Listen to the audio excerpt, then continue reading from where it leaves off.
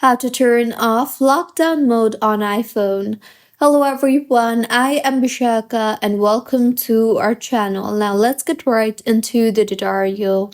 Firstly, go ahead and launch the settings application on your device and scroll down and tap on the privacy and security option you see there.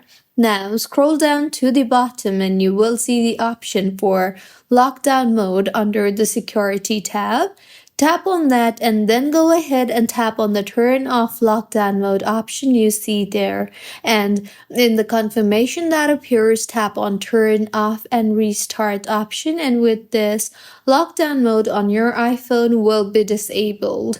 So this was about how you can turn off lockdown mode on iPhone. If you find this tutorial helpful, please like the video and do comment if you have any queries.